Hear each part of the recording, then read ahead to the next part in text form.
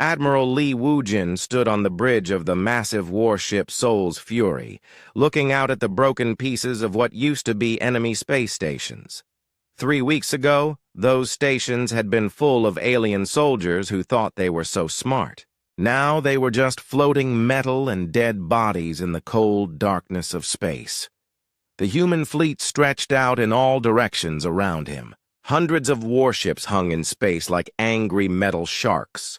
Their hulls were scratched and burned from the fighting, but they had won. Every single human ship was still here. The aliens could not say the same thing. Wu Jin remembered the day it all started. He had been drinking coffee in his office when the emergency message came through.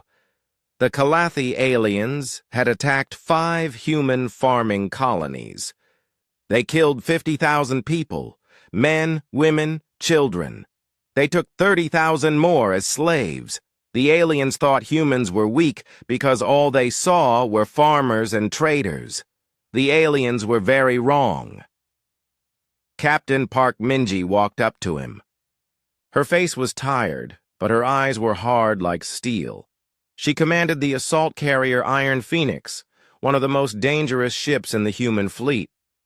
"Admiral, we just got the final count," she said. "Every Calathi military base in this system is gone. Every ship destroyed. We found their prisoners too. Most of them are still alive." Wu Jin nodded. The rescued human slaves were being treated on the medical ships. Many were hurt badly, but they would live. They would go home to their families. The aliens who hurt them would not. "What about their homeworld?" Wu Jin asked. "The orbital defense platforms are all destroyed. Their government is asking to surrender." "No," Wu Jin said simply. "Not yet." Park Minji looked surprised. "Sir, they need to understand what they did. What happens when you attack humans? Send. Word to Earth Command. Tell them to begin Phase 2. 3 decks below, Dr. Kim Hyunwoo was studying captured alien technology in his laboratory. The Calathi had some interesting weapons, but nothing special. Their computers were actually quite simple compared to human systems. What made him angry was what he found in their data files. The aliens had been watching human colonies for 8 months. They had detailed maps of every farm, every school, every home. They knew exactly how many people lived there. They planned their attack to cause maximum fear and death. But the aliens had made one huge mistake. They only watched the colonies. They never looked deeper into human space. They never saw the military shipyards. They never saw the war fleets. They thought the colonies were all humanity had. Hyunwoo pulled up surveillance footage from the attack. He watched alien soldiers shooting unarmed farmers. He watched them loading human children onto slave ships. His hands shook with anger as he saved the files. This evidence would be sent to every human world. Every human would see what the aliens did to their people. In another part of the ship, the alien prisoner Kael'thon sat in his cell, staring at the wall. He had been the fleet commander who led the attack on the human colonies.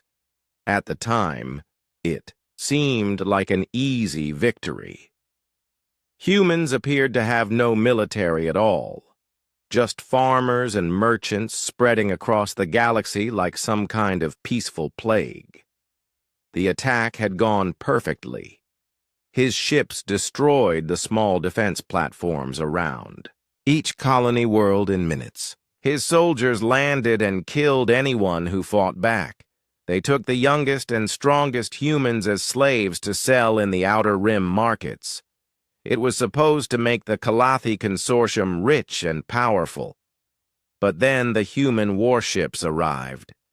Kael'thon had never seen anything like them. The human ships moved like living things, flowing around his fleet like water. Their weapons fired with impossible accuracy. Their shields seemed to absorb every shot. In 6 hours, his entire attack fleet was either destroyed or captured. Now he sat in this cell, listening to the sounds of human boots in the corridors outside. He had asked his guards what would happen to him. They just smiled and said he would find out soon enough. A human officer came to his cell, to his. It was a young woman with lieutenant bars on her uniform. She had kind eyes, but her voice was cold as ice. "The Admiral wants to see you," she said. Kael'thon was brought to a large room with windows that looked out into space. Admiral Wu Jin was there, along with several other human officers. They all looked at him like he was some kind of dangerous animal. "Do you know what you did?" Wu Jin asked in perfect Kalathi language. Kael'thon was surprised the human could speak his language so well. "I followed orders. We thought your species was weak." "Weak," Wu Jin repeated. "Yes, I imagine we looked weak to you, farmers and traders. No big military fleets, no weapons of war, just peaceful colonies growing food and making trade deals."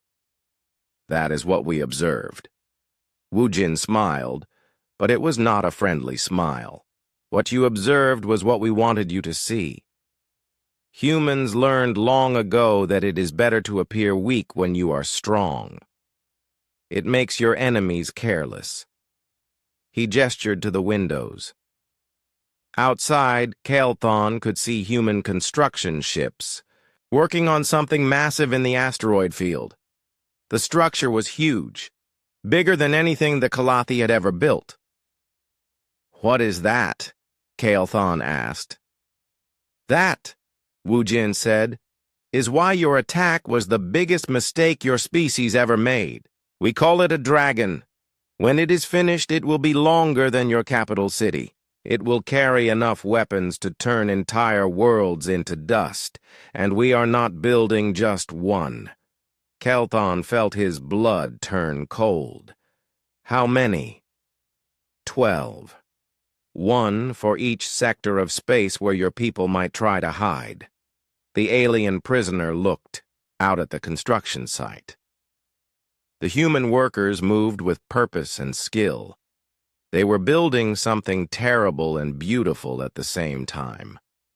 It looked like the ancient dragons from Kalathi mythology, but made of metal and death.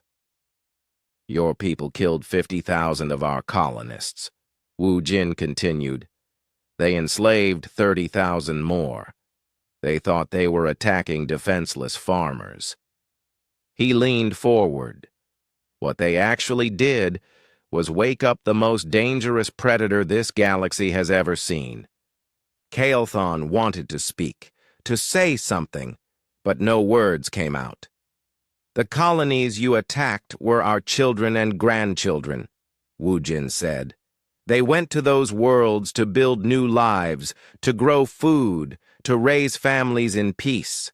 And your people murdered them because you thought it would be easy." The Admiral stood up and walked to the window. "Nothing in this universe is more dangerous than a human who has lost their family. Nothing. Your species is about to learn that lesson." Outside, the dragon continued to grow.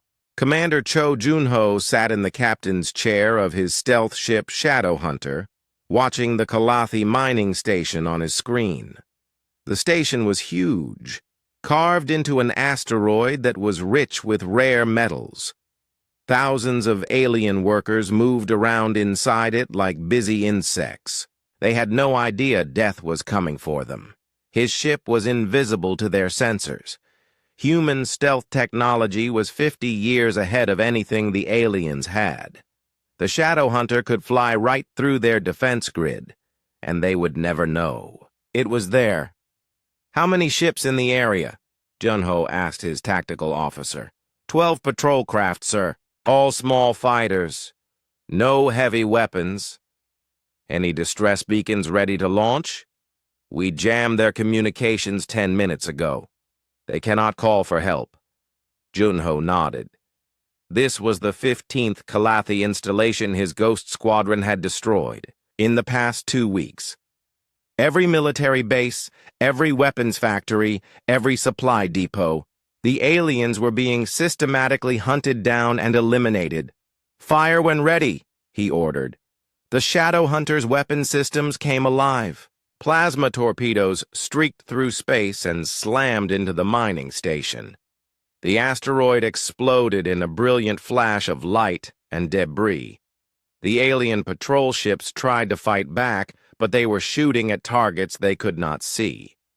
Within minutes, they were all destroyed. Junho marked another target off his list. Only 43 more Calathi installations to go. On the human communications ship Bright Star, Ensign Yoon Seola listened to alien radio transmissions from across the galaxy. Her job was to monitor what the aliens were saying about humanity. What she heard made her both proud and worried. The Calathi survivors were trying desperately to warn other alien species about the human threat. But most aliens did not believe them. How could a species of farmers and traders suddenly become so dangerous? Seola put on her headphones and tuned into a transmission from the Vorthon Empire, one of the galaxy's major powers. 2 Vorthon military leaders were talking. "The Calathi are asking for military aid," the first voice said. "They claim the humans have some kind of super weapons." "The humans?" The second voice laughed. "Those peaceful traders? The Calathi must be embarrassed about losing to farmers. They are making up stories to save face. The refugees describe ships that can turn invisible and weapons that can destroy planets. Impossible. Our intelligence shows humans have basics. Technology at best. The Calathi probably attacked a trap or ran into some kind of natural disaster." Seola shook her head. The aliens still did not understand what they were dealing with. She switched to another channel and heard similar conversations from the Nexari Federation and the Crystalline Collective. None of them took the Calathi warnings seriously. But there was one transmission that worried her. It came from deep space, from coordinates that showed no star systems on any map. The voice speaking was old and strange, unlike any alien language she had heard before. "The young species awakens," the voice said in perfect human English. "The galaxy's balance shifts. We must gather the old ones. The humans must be stopped before they grow too strong." Seola recorded the transmission and marked it as urgent. Someone out there understood the threat humanity represented. Someone with technology advanced enough to learn human language and spy on their activities. Meanwhile, Captain Park Minji stood on the bridge of the Iron Phoenix, looking at a sight that made her stomach feel heavy. In front of her ship was a fleet of Calathi civilian vessels, cargo ships, passenger liners, and transport craft. They were fleeing human space as fast as their engines could carry them. Her orders were clear. No Calathi ship could be allowed to leave, not military vessels, not civilian ones. The attack on human colonies had been so brutal, so calculated, that humanity's response would be total. Every alien who participated in or supported the attack would face the consequences. "Captain," her weapons officer said quietly, "they are broadcasting surrender messages, asking for mercy. They say they have families on board." Minji closed her eyes for a moment. She thought about the human families on the colony worlds, the children who would never see their parents again, the parents who died protecting their homes, the people taken as slaves and sold like animals in alien markets. "They should have thought about families before they attacked ours," she said. "Fire!" The Iron Phoenix and her escort ships opened fire on the refugee fleet. The civilian ships had no shields, no weapons, no way to fight back. They died quickly. When it was over, There was nothing left but empty space and debris. Minji's crew was silent. Many of them looked uncomfortable with what they had done. Destroying military targets was one thing. Killing civilians was harder to accept, even if those civilians belonged to the species that had murdered human colonists. "I know this is difficult," Minji told her crew over the ship's intercom. "But remember why we are here. Remember what they did to our people. This is not just war. This is justice." Back on the Soul's Fury, Admiral Wu Jin received reports from across the galaxy. Human fleets were appearing at the edges of alien star systems, just sitting there and watching. The ships made no threatening moves. They just observed. But their presence was terrifying every alien government. The psychological warfare was working perfectly. Alien leaders were spending more time worrying about human ships than governing their own worlds. Trade routes were being abandoned. Military fleets were being recalled to defend home systems. The galactic economy was starting to collapse from fear alone. Wu Jin also received updates on the Dragon construction project. The first vessel was nearly complete. Its weapons systems were being installed and tested. Soon, the galaxy would see what human engineering could really accomplish.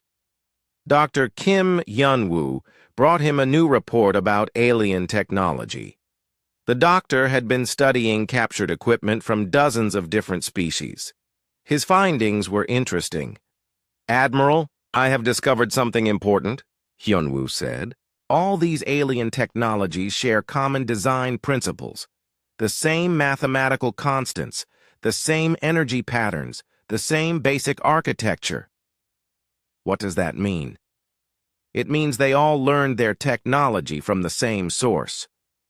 Somewhere, in the galaxy's past, there was an ancient civilization that taught or influenced all the modern alien species. Their technology is based on these ancient designs." Wu Jin frowned. "Are you saying there might be aliens out there with more advanced technology than what we have seen?" "It is possible. The question is whether they are still active, and whether they will interfere with our operations." As if summoned by their conversation, a communication officer approached with an urgent message.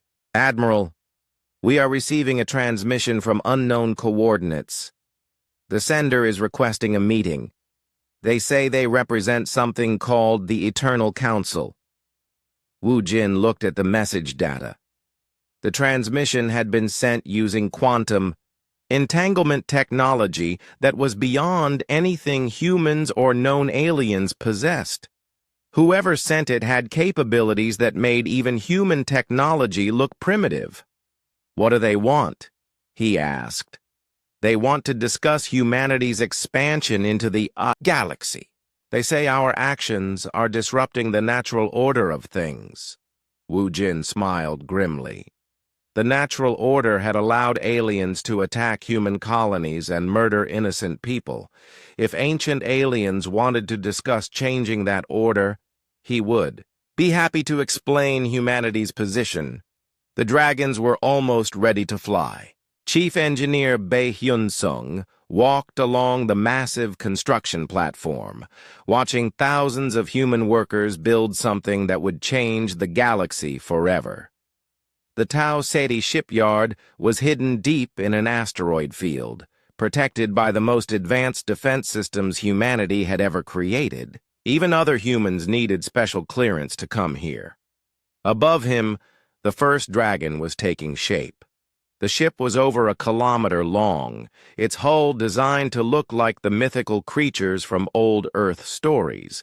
But this dragon was made of the strongest metals humans could create, covered in armor that could shift and adapt like living scales. "How much longer until completion?" asked Major Han Ji-woo, the Marine commander in charge of security. 3 more weeks for the main hull," Hyun-sung replied. "Another month for weapons and systems testing. This ship will be more powerful than Our entire fleet was just 5 years ago. Jiwoo nodded as he watched workers installing the massive weapon systems. Each dragon would carry enough firepower to destroy entire worlds. But destruction was not their only purpose. These ships also had terraforming equipment that could turn dead rocks into perfect human colonies within years. The aliens have no idea what is coming, Jiwoo said. Let us hope it stays that way, Hyun-sung replied. Intelligence reports suggest several alien species are forming some kind of alliance against us. If they attack before all 12 dragons are ready, we might have problems. As if his words had summoned trouble, alarms began ringing throughout the construction site. Security teams rushed to their positions as Major Jiwoo received an urgent message on his communication device. What is it? Hyun-sung asked. Intruder alert. Someone has been spotted in Section 7 near the computer cores.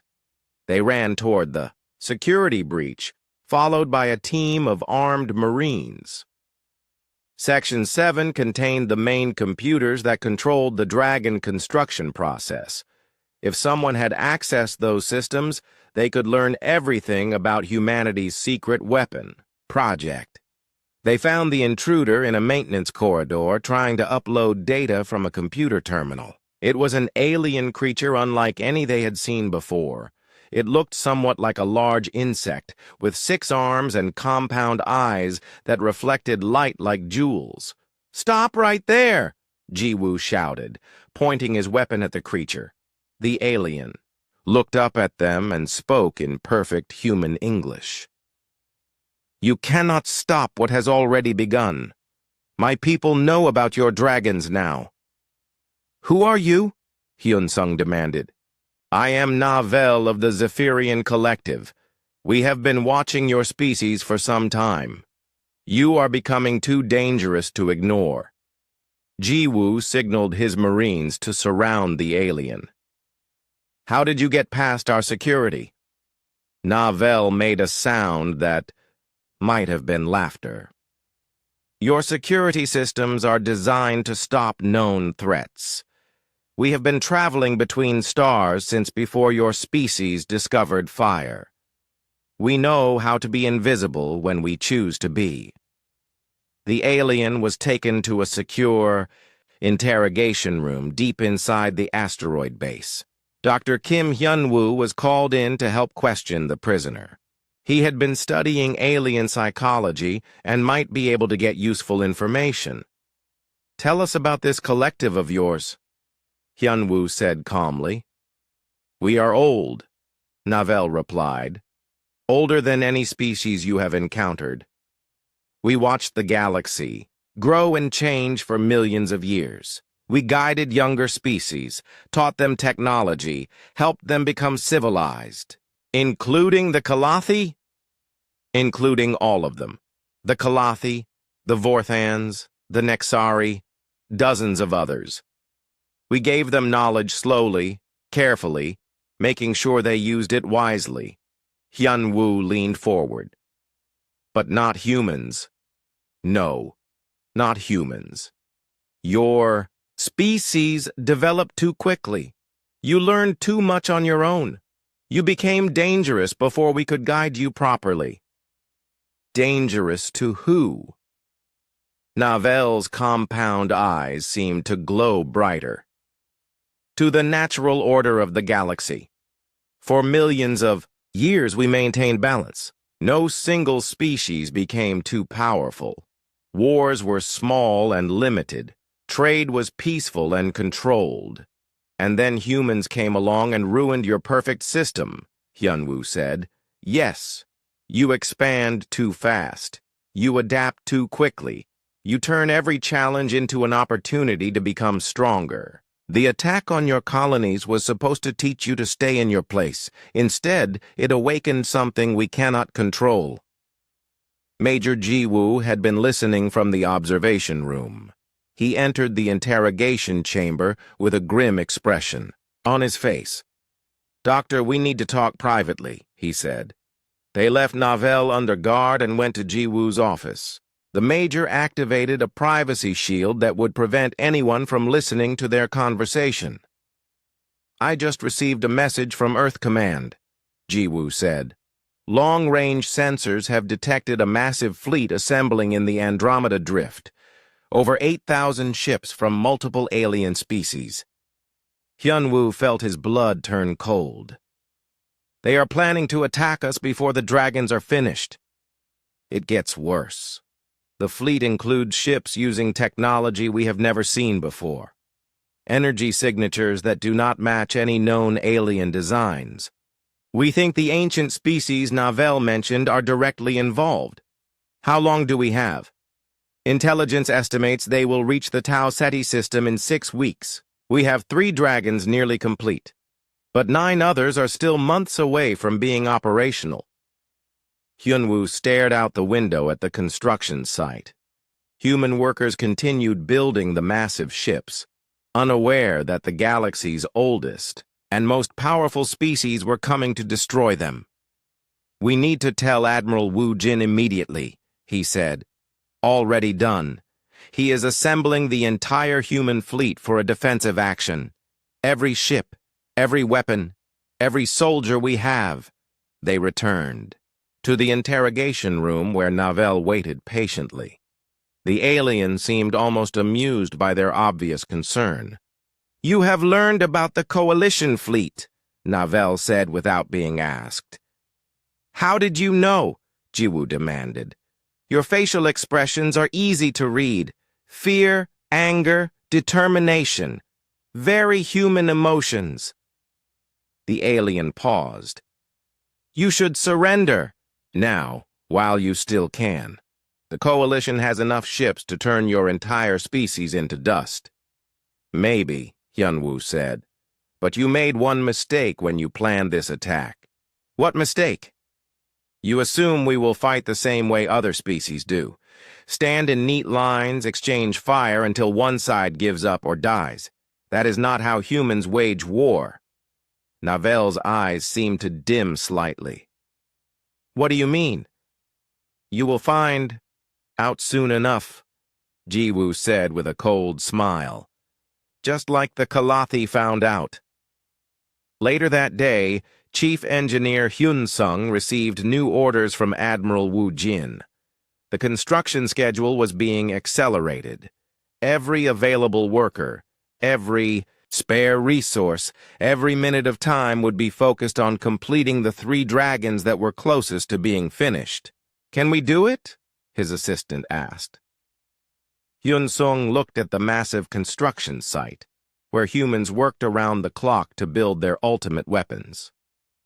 "We have to. The survival of our species depends on it.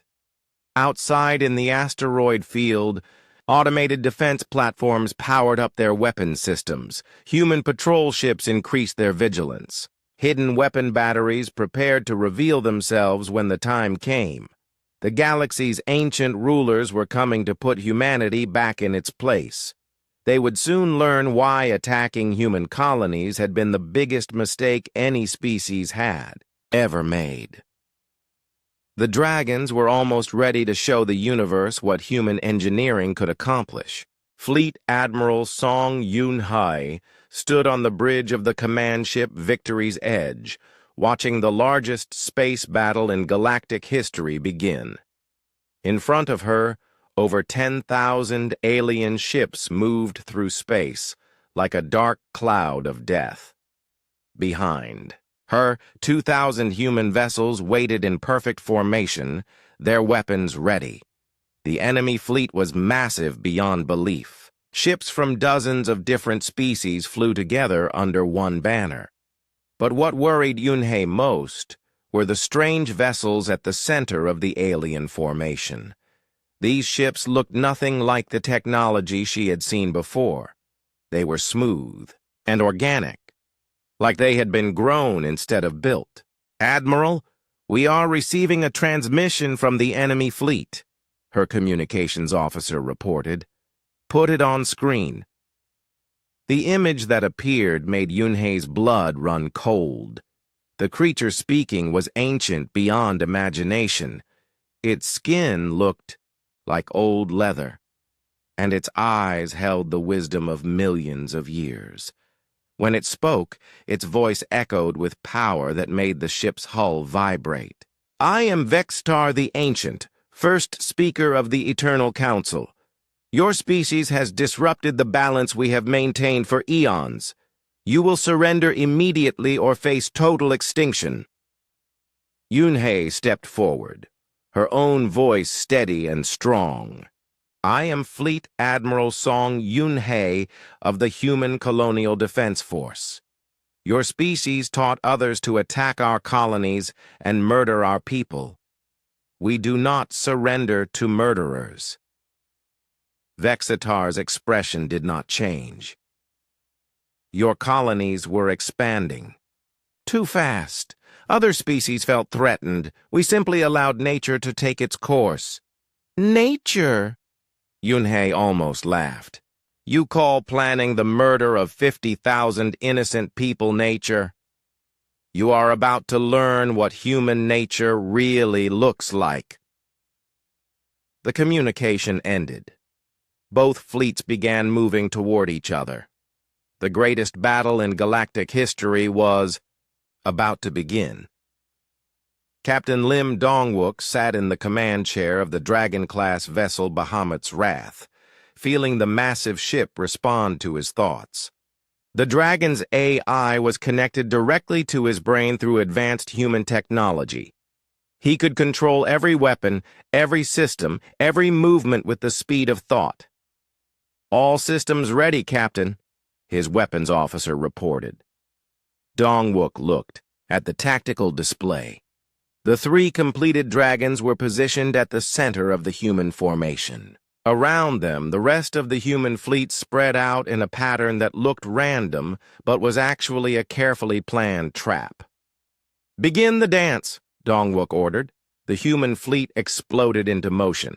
Unlike the alien ships that moved in straight lines and predictable patterns, the human vessels flowed through space like schools of fish. They wove between enemy formations, striking fast and disappearing before the aliens could respond. Commander Cho Junho led his ghost squadron into the heart of the enemy fleet. His stealth ships were invisible to alien sensors, allowing them to target the command vessels.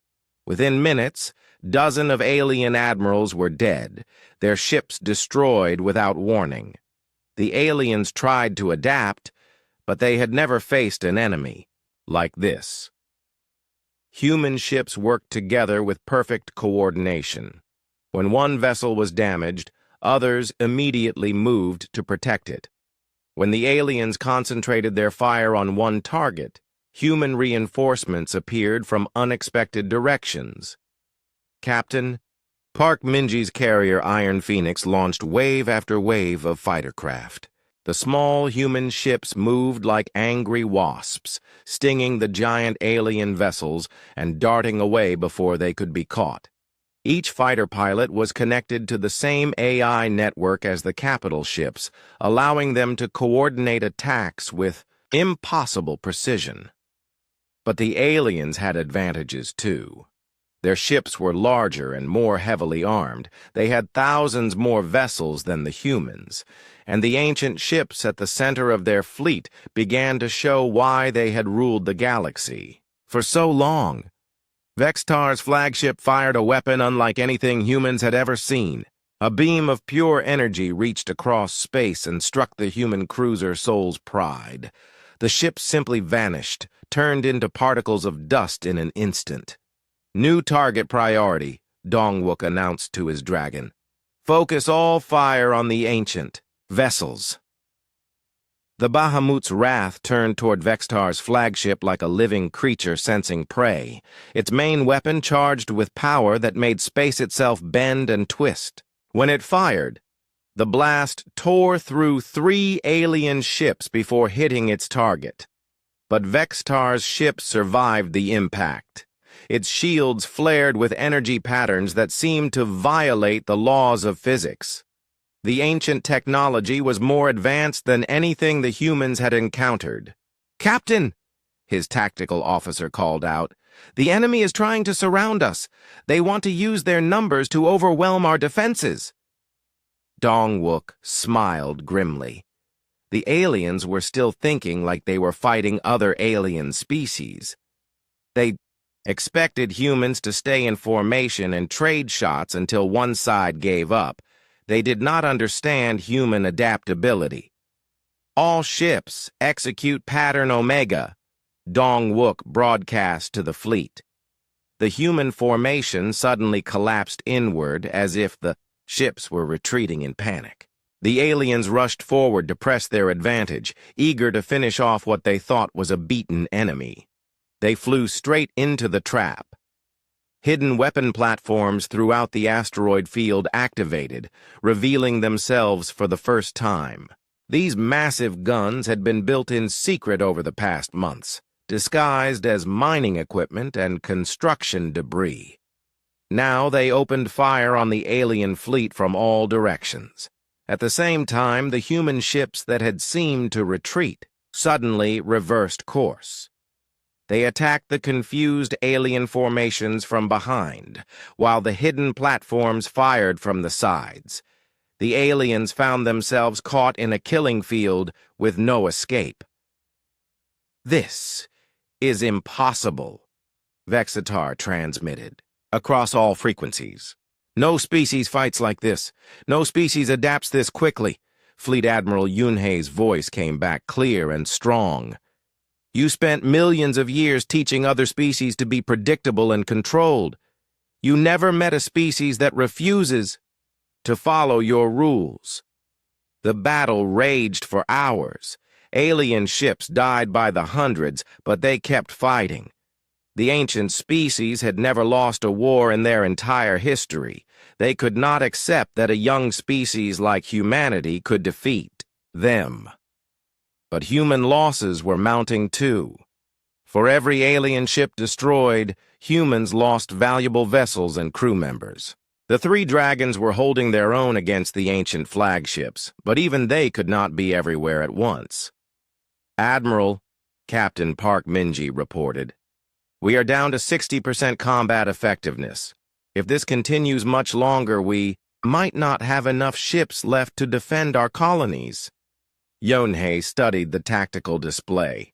The alien fleet was still massive, but it was beginning to break apart. Many species were retreating when they saw their ships being destroyed. Only the most fanatical aliens and the ancient vessels continued fighting.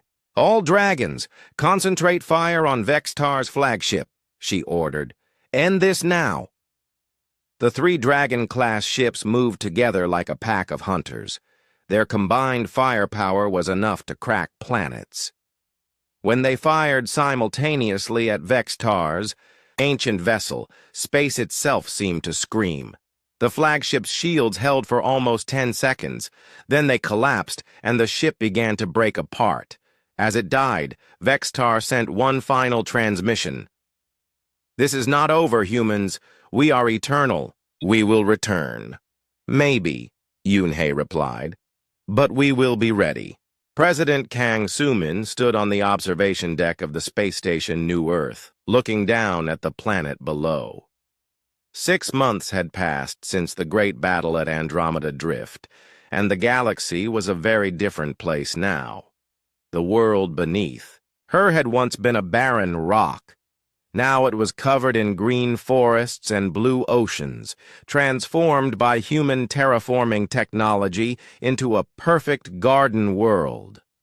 All around the galaxy, similar transformations were taking place. The 12 dragons had been completed and deployed, each one patrolling a different sector of space. Wherever they went, dead worlds became alive with human colonies. The galaxy was slowly becoming humanity's garden. "Madam President," her aide said, approaching with a data pad. "The weekly reports from the sector governors." Suman took the pad and read through the summaries. Food production was up 30% across all human worlds.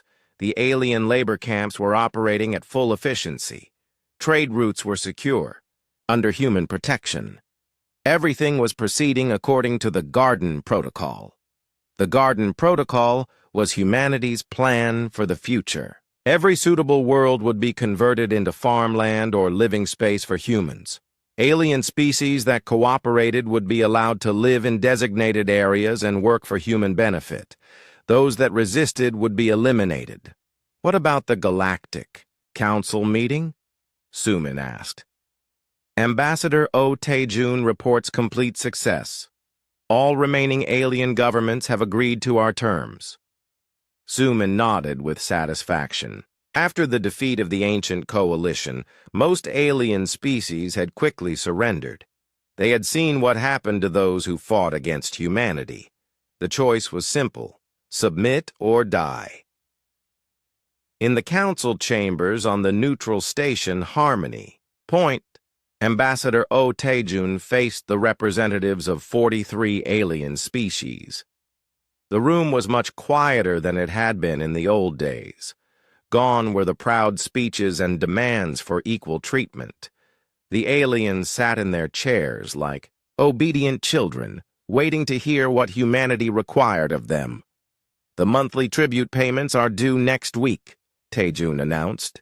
Each species will provide the resources listed in your agreements: food, minerals, manufactured goods, and labor crews. Elder Quindal of the Nexari Federation raised one of his 6 arms hesitantly. Ambassador, my people are struggling to meet the quotas. Our workers are exhausted, and our minds are nearly empty. Taejun looked at him with cold eyes. The quotas are not negotiable, Elder. If the Nexari cannot meet their obligations, perhaps we need to discuss reducing your population to a more manageable size. Quindal's skin turned pale gray with fear. No, Ambassador. We will find a way. Perhaps we can extend the work shifts, push the miners harder. That sounds like a reasonable solution, Taejun replied. I will expect full payment on schedule.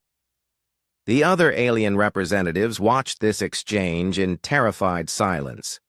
They all knew what happened to species that disappointed humanity. The Kalathi Consortium no longer existed. Their homeworld had been turned into a memorial park for the human colonists they had killed. The surviving Kalathi worked in labor camps, rebuilding the worlds they had destroyed. Meanwhile, on the former, Kalathi homeworld, human families walked through beautiful gardens and peaceful monuments. Children played where alien cities had once stood. The transformation was complete and total. Dr. Kim Hyun-woo led a team of researchers through the ruins of an ancient alien city on the edge of known space. His studies had revealed the location of several sites built by the species that had once guided galactic civilization. These ruins contained technology that made even the dragons look primitive. "Professor, look at this," one of his assistants called out. Hyun-woo walked over to examine a massive crystal formation that pulsed with internal light. The energy readings were unlike anything they had ever recorded. This single crystal contained more power than a human city used in a year. "Can we remove it safely?" he asked his engineering team. "We think so, but we have no idea what it does or how it works." "Then we will learn," Hyun-woo said simply. "Take it back to the research station. This technology will make humanity even stronger." The research team carefully extracted the crystal and dozens of similar artifacts. Each discovery added to humanity's growing technological advantage. Soon, even the ancient aliens would seem primitive compared to human capabilities. On the Dragon class, Vessel Terra's Vengeance, Admiral Lee Woo-jin watched his crew prepare for another terraforming mission. The massive ship hung in orbit above a dead world that would soon bloom with life. Below, the first human colonists were already building their new home. "Admiral," Captain Park Minji reported from the communications station, "we are receiving a transmission from the Outer Rim. It appears to be from surviving members of Vextar's species." "What do they want?" They are requesting a meeting. They say they have important information about threats from outside our galaxy. Wu Jin considered this for a moment. The ancient aliens had been quiet since their defeat at Andromeda Drift. Most people assumed they had all been destroyed or driven into exile. But Wu Jin knew better. Beings that had survived for millions of years did not give up easily. "Tell them we will consider their request," he said finally. "But the meeting will be on our terms, at a location of our choosing. And if it is a trap, then they will learn that humanity has grown even stronger since our last encounter." Far below on the planet's surface, a young human girl named Lee So-young planted the first tree in what would become a vast forest. She was the daughter of colonists who had survived the original Kalathi attack. Her parents had died defending their home, but she had lived to see justice done. As she patted soil around the small sapling, So-young looked up at the dragon ship in the sky. The massive vessel looked like a protective guardian watching over her new world. She knew that as long as the dragons flew through space, no alien would ever again dare to attack human families. "Thank you," she whispered to the ship above. On the bridge of Terra's vengeance, Admiral Wu Jin felt a strange sense of completion. The galaxy was finally at peace. Human colonies spread across thousands of worlds. Alien species worked quietly under human guidance. The ancient rulers who had maintained their corrupt balance for millions of years were gone or hiding in fear. But Wu Jin knew this was not the end. It was just the beginning. Humanity had learned that the galaxy was full of dangers and enemies. They had also learned that they were strong enough to face any threat. The dragons would continue to patrol human space, protecting the garden worlds and their people. New ships would be built, even more powerful than the dragons. Human technology would advance beyond anything the galaxy had ever seen. And if threats came from outside the galaxy, as the surviving ancients claimed, humanity would be ready for them, too. The attack on human colonies had indeed been a mistake. It had awakened something the galaxy had never seen before, a species that turned every challenge into an opportunity to become stronger, every enemy into a lesson in how to win. The galaxy belonged to humanity now, and it would stay that way forever.